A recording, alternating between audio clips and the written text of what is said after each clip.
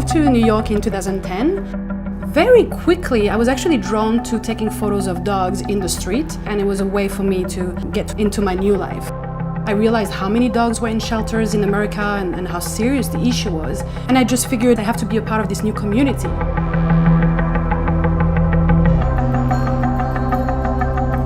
When I was volunteering as a photographer in animal shelters, very often they would bring pit bulls to the set, and I would immediately tense up. Sweaty hands, my heart was beating. So one day I realized it was unfair, and it was basically prejudice. So I figured I'm going to do a project about pit bulls in shelters, and it's going to force me to interact with a lot of them, get to know them, and form my own opinion and make my own truth about pit bulls. And one night it just came to me, the flowers. It was such an unexpected way of seeing pit bulls. I wanted to look vulnerable, touching, soulful. Flower Power was meant to be a quick summer project, just like 5 dogs. I was curious to see if I could help them get adopted, and I gave them to the shelter and I said, let's share them and see what happens. And it went crazy.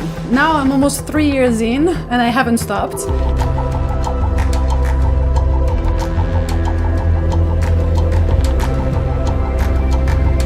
We found this amazing little gem called the Glass House.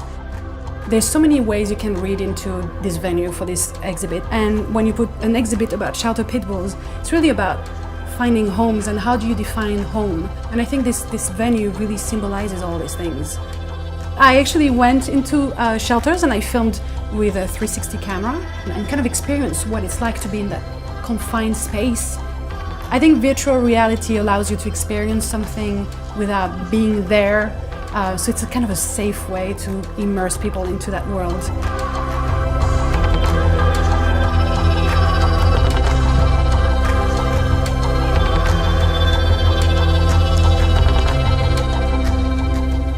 With this event, I wanted to immerse people into Flower Power.